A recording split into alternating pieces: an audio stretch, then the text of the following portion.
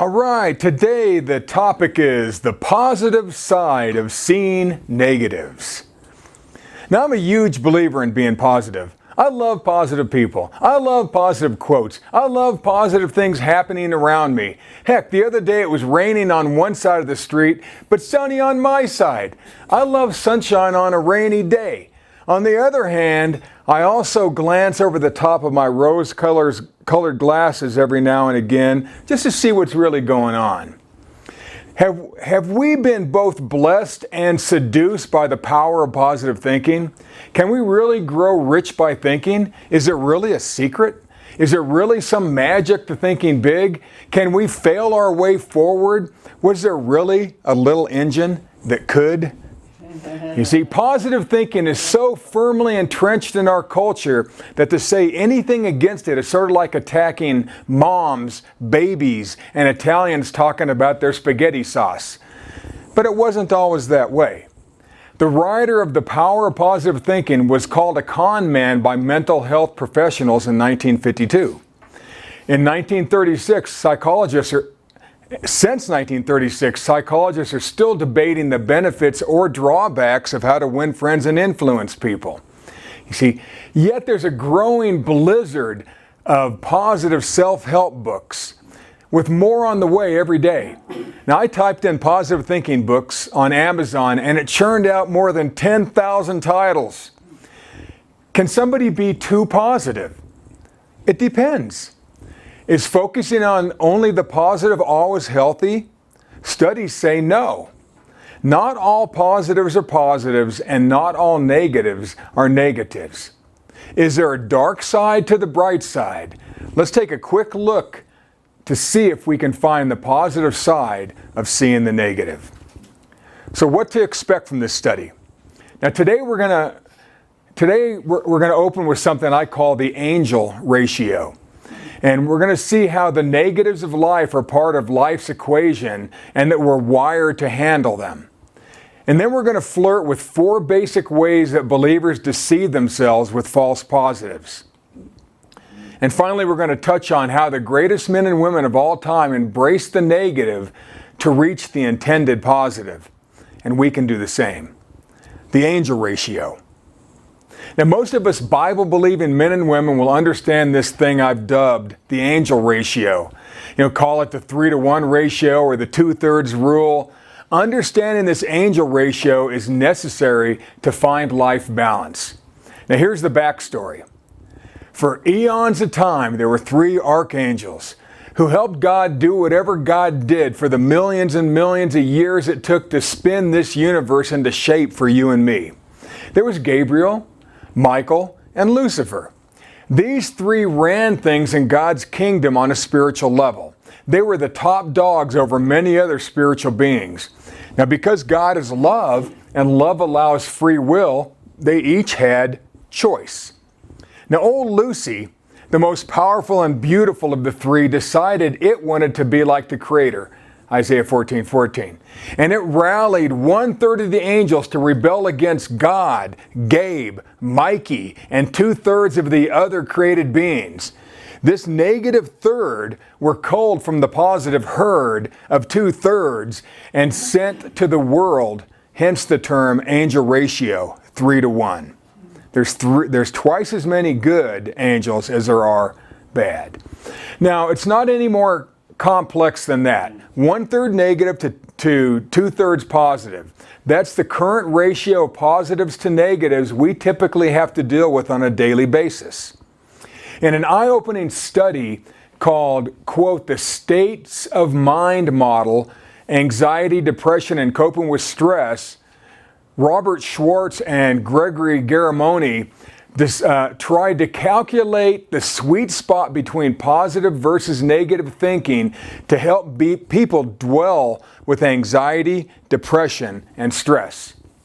They found that the age-old golden section hypothesis, or golden ratio, or Fibonacci sequence, even came into play psychologically.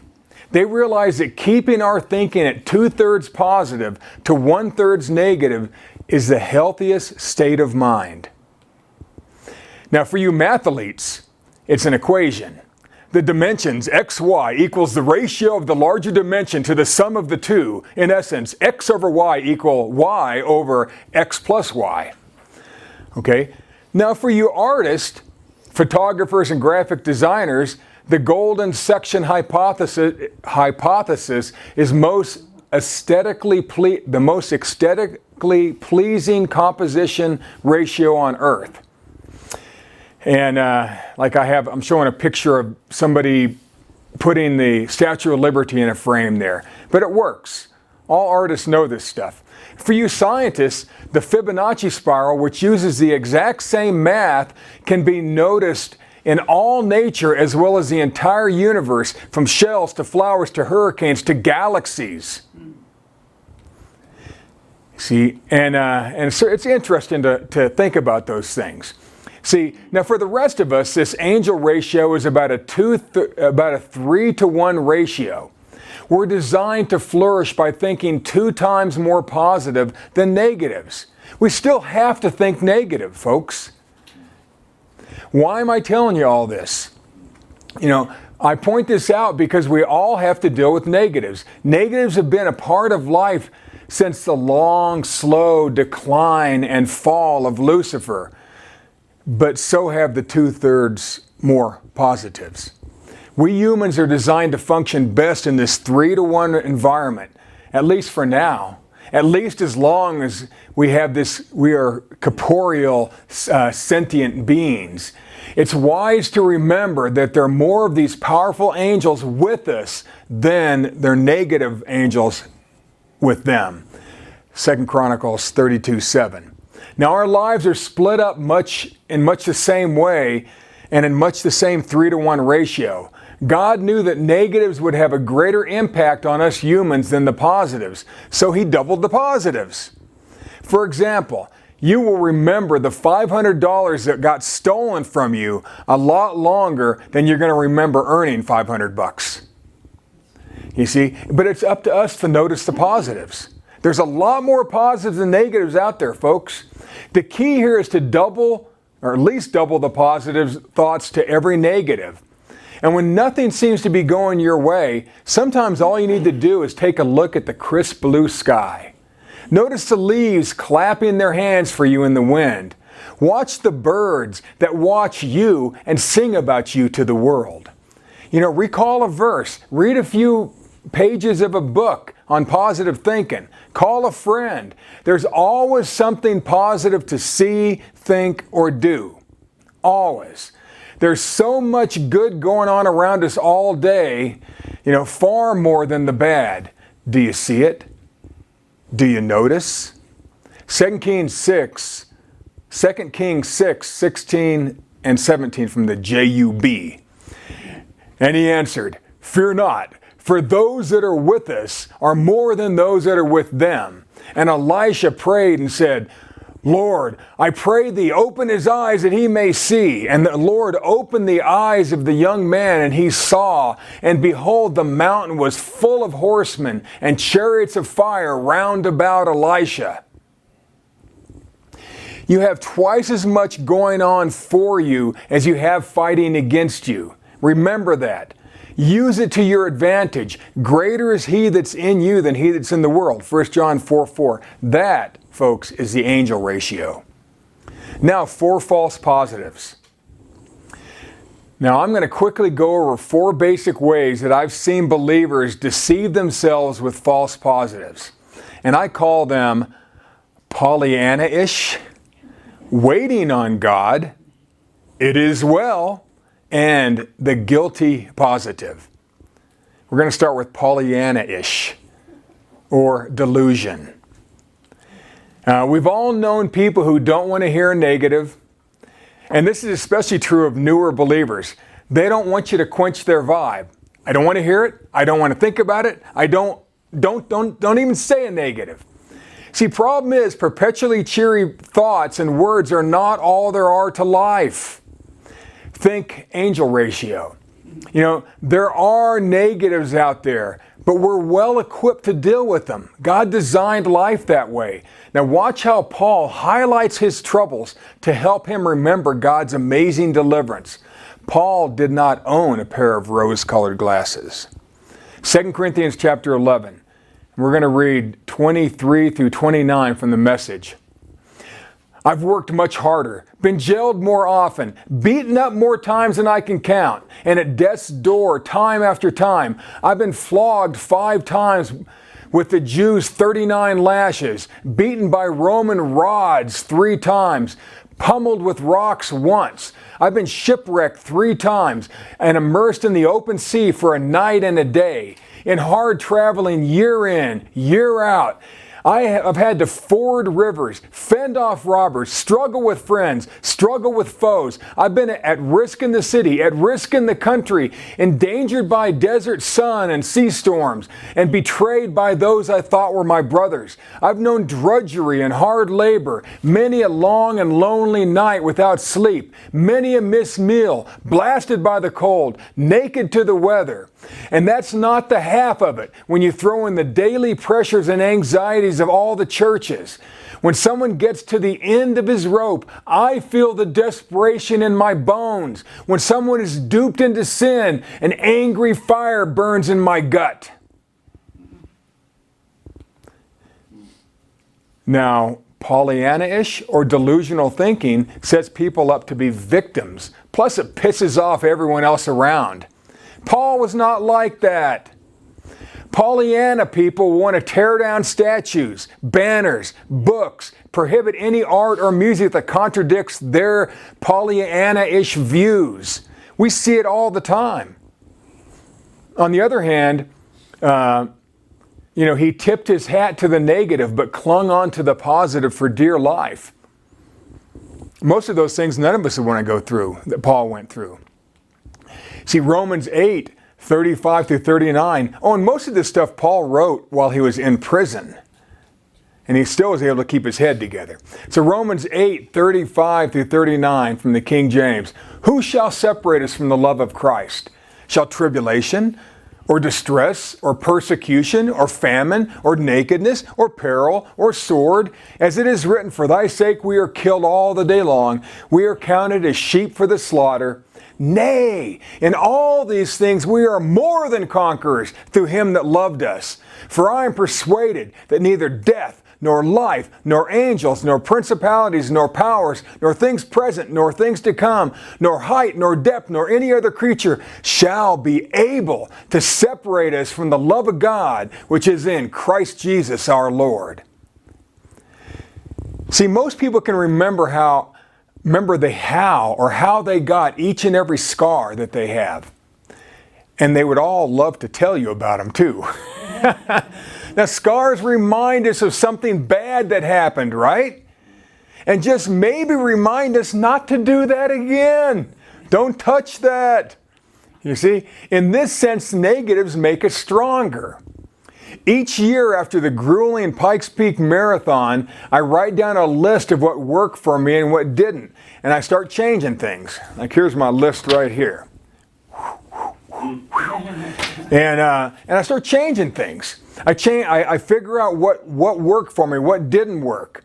You see? And then I'll start changing food. I just bought a book, on different running technique. So it's called The Running Revolution. Has nothing to do with the teaching.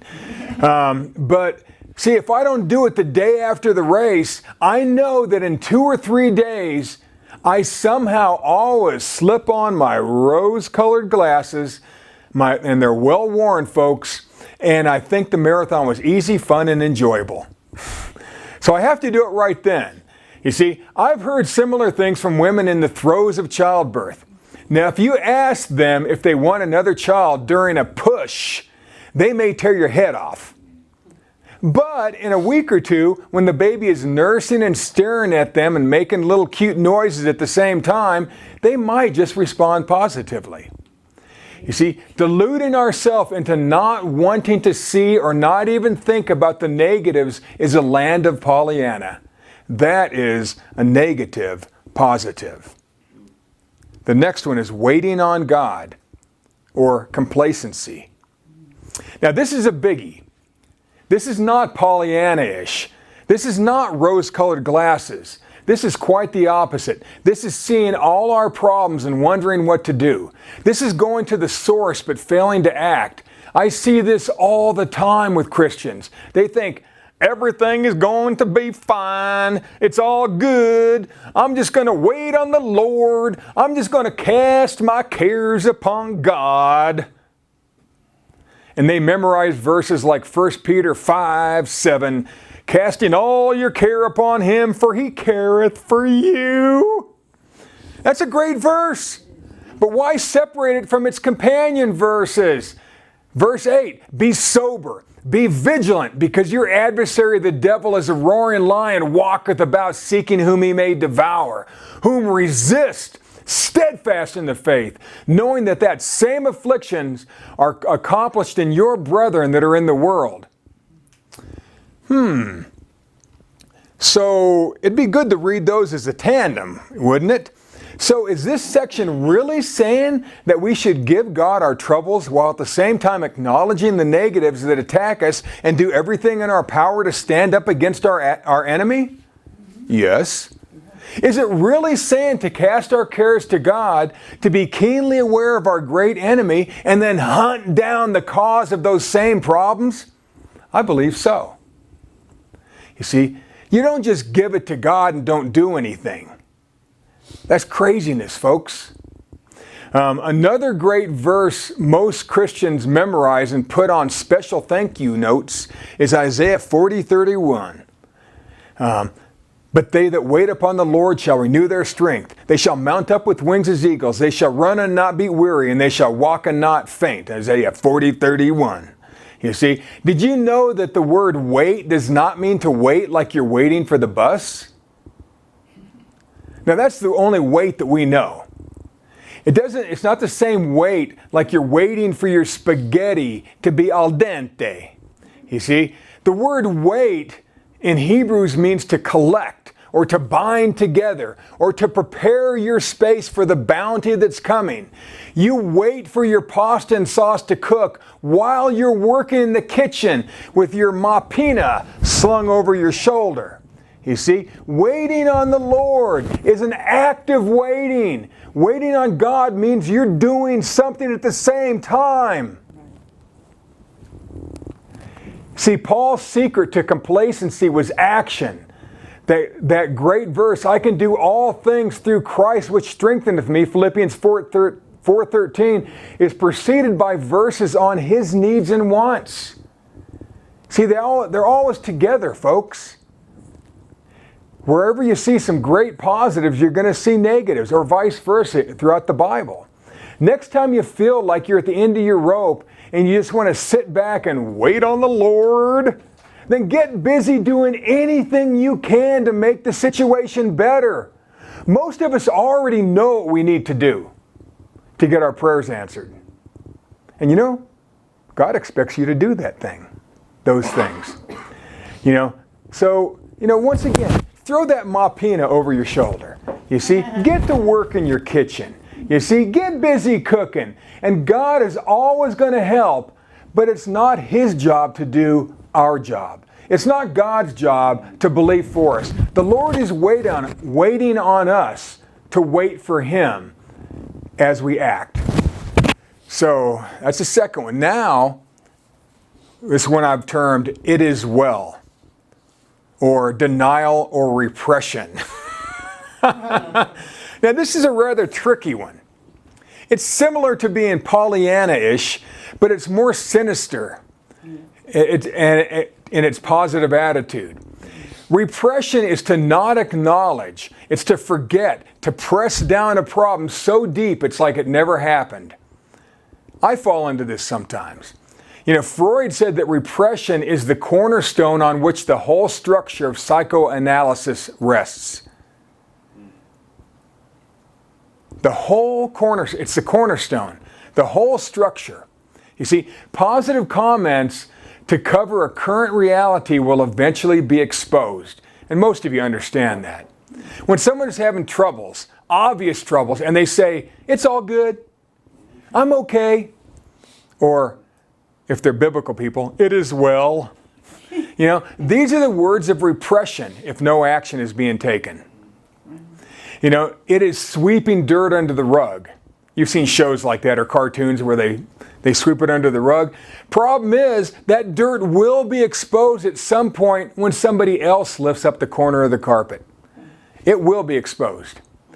The great, highly misused "it is well" story about the Shunammite woman whose son died in her arms shows that she confessed only the positives to the people who couldn't help her. But she was completely honest to the man of God, Elisha, who could. I'm not going to read the whole thing because it's rather lengthy. But when her husband asked her how things were going, she said, "It is well." She didn't even tell her husband her son had died. You know, and when the servant of Elisha asked her how the boy was, because she traveled to go see him, to go find the man of God, she told him, this servant, "It's well. Everything's fine with the boy. Everything's fine with my husband. Everything's fine at home." And so that's where people stop with the "it is well" thing. But when Elisha asked her, the man of God, when he asked her, she was brutally honest with him. And she did not say, "It is well." 2 Kings chapter 4, we're going to start in verse 26. "Run now, I pray thee, to meet her, and say unto her," this is Elisha talking to his servant. He saw her coming, down the road on a donkey, and moving quite swiftly. A cloud of dust was blowing in the air, and this donkey's coming, but he could tell it was a Shunammite woman. She probably wore that same outfit that she had worn before. And so he told his servant, "Run now, I pray thee, to meet her, and say unto her, Is it well with thee? Is it well with thy husband? Is it well with the child?"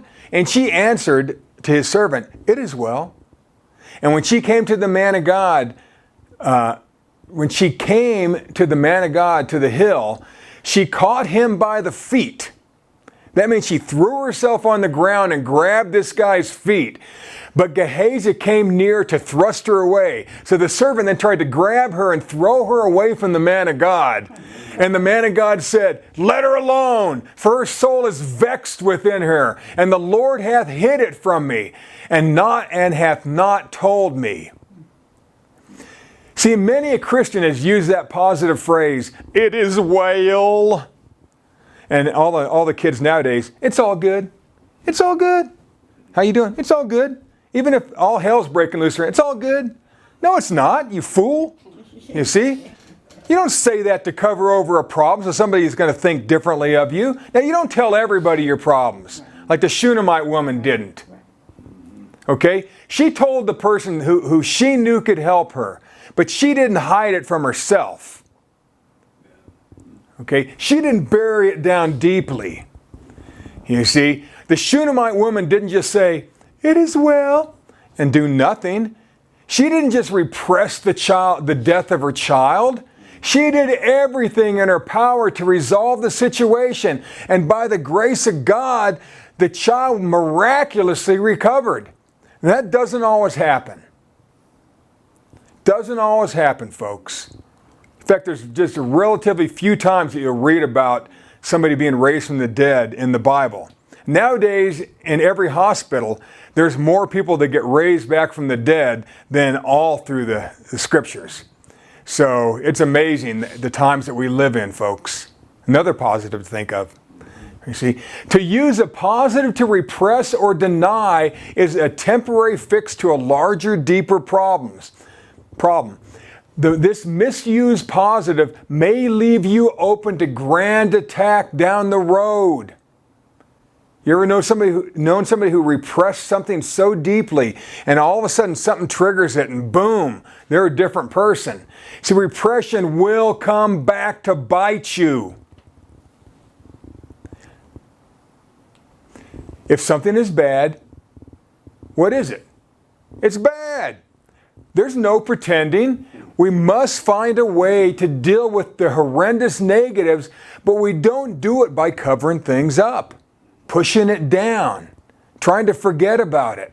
When you're dealing with negatives, with negatives you'd rather hide. When you're dealing with those negatives that you may rather hide, that's when you can say it's well. If you're dealing with it, then you can say it's well. It's all good. Because you're doing something. So now we're going to the last one of these, and I've termed it guilty positive. And this is suppression. We talked about repression earlier. Repression is to push something down. And a lot of times it's psychological, or it's subconsciously. And you shove it down. And some people even forget about some horrible things that happen in their lives because they repress it. This is suppression. It's different. You think in the military of suppressive fire. It's to keep the enemy's heads down. Suppressive fire. You know, you try to suppress different things. So, guilty positive. This topic can be very good or very bad. Suppressing our appetite can be a good thing if you're trying to control what you eat, right? It's a good thing. Suppression could be good. Suppressing ourselves so we don't continue in a bad habit can be very helpful, right? You know, if you're trying to quit smoking, then don't smoke, right? And so, you know, if you want to run every morning, it's a good idea to get up and do it. You see? So suppression can be very good. You can suppress your sleep schedule, whatever. So, see, where this guilty positive is most devastating is when we try to suppress others. And this is guilting others into being positive. And this is a misuse of positive thinking. A grand misuse. I hate this stuff. You know, correcting your children to be positive is good. Okay? That's a good one. Coaching a team that's confessing too many negatives to be positive, that's a good positive, right? But that's not what I'm talking about here. When we try to convince others, when we try to suppress someone from seeing or talking about a real life negative situation, it could be dangerous, folks. Mark 8:31 through 33. And he began to teach them that the Son of Man must suffer many things and be rejected of the elders and of the chief priests and scribes and be killed and after 3 days rise again. And he spoke that openly. And Peter took him and began to rebuke him. Now we're going to see Peter doing just this. We're going to see Peter doing this guilty positive thing. So Jesus is telling his disciples, look, I'm going to suffer a lot here, folks. I'm going to suffer many, many things. And I'm going to be rejected by the leaders of Israel and the chief priests and the scribes. Oh, not all. That's not all. I'm going to be killed. They're going to kill me. But after 3 days, I'm going to rise again. And he said this in the open, and Peter took him and began to rebuke him. And what this took means he actually grabbed Jesus. He came up behind him and he grabbed him and he spun him around while Jesus is teaching. And he starts reproving him in front of everybody. Now, Jesus was not being negative. He was just being honest. Did you know Jesus knew all this stuff was going to happen since he was a child? And he still chose to do it. That's a lot of negatives to carry around with you. You see, he was going to be savagely beaten. He was going to be tried and found guilty, killed, and would rise again the third day. Peter didn't want to hear it. No. He didn't want to hear it. So while Jesus was teaching, Peter grabbed his shoulders, spun Jesus around to face him, and Peter started reproving Jesus for being negative. What? Yeah, this is called suppression. Jesus did not want to be suppressed. Not gonna do it. Wasn't prudent. See, the Christ had to get the disciples to believe that he would die and be raised from the dead 3 days and 3 nights later so that they could someday get born again. It was so vitally important what he was saying. Peter just saw the small picture. He didn't want to hear the negatives. He didn't want to hear that Jesus was going to get beaten up and all that. Don't talk about that, Jesus. Ain't going to happen. Is so. No. You know, Jesus saw the big picture. Verse 33. But when he had turned and looked on his disciples. Now it says turn. That means he turned back. That's how I know that Peter turned him. He turned back and faced his disciples now, and he rebuked Peter, rebuked Peter, saying, "Get thee behind me, Satan, for thou savorest not the things that be of God, but the things that be of men." What, whoa, ruh-roh. I wouldn't want to be Peter. You know, Jesus didn't wait for Peter to finish this little positive thinking triad. Come on, speak positives, Jesus, dude. Come on, man. Nobody wants to hear that stuff. We want to hear the positive. We want to hear the rainbows and unicorn stuff, man. You see? So he shrugged loose of Peter's grip. And he turned back to the disciples, turned his back on Peter, and said, "Get behind me, Satan." The only other time Jesus used that phrase was at the beginning of his ministry during the temptations. The devil was showing Jesus the kingdoms of the world, but trying to trip him up with words and a little bit of bling. You see, this confrontation by Peter was on the same level as if the devil had been right there again. Because he was. You think you're not dealing with this stuff, folks? Yeah. Who do you think you're dealing with when some of this nasty stuff's get dredged back up or somebody tries to control you? Heck, I've left more groups that tried to do this. I hate that stuff. I don't want to be controlled. And I'm not even Jesus. Not even close. You see, this guilty positive, this suppression of another's words and ideas is insidious. It's insidious. This suppression tactic is the same thing as victim shaming that you hear about today. Victim shaming happens each and every day. Survivors of rape, sexual assault, or domestic violence face ridicule and judgment for stepping forward and speaking out against the abuse. Victim shaming can happen to people who've lost their health, they've gained too much weight, or they lost a child. These shamers are people who just have to let you know what you already know. They are the messengers of Satan. They are the thorns in the flesh Paul talked about. Churches and religious people of any religion have master's degree in victim shaming. The greatest hurt comes from people who know you the best, from friends and family, from people who you don't expect to do it, but they do. Peter did it to Jesus. When you feel like shutting down someone who's talking about a negative situation they're currently navigating through, it may be wise just to zip it and listen. Zip and listen. Let's never guilt someone into being falsely positive. Never. Let's listen, encourage, and love. Now, the four basic ways that I just went over that I've seen believers deceive themselves with time after time after time with these false positives are by one, deluding yourself by being Pollyanna-ish. I don't want to hear it. Don't be negative around me. You see, or two, being complacent in one's actions and just waiting on God. I'm just going to give my cares to God. You going to do something about it? Nope. God's going to handle it all for me. Okay.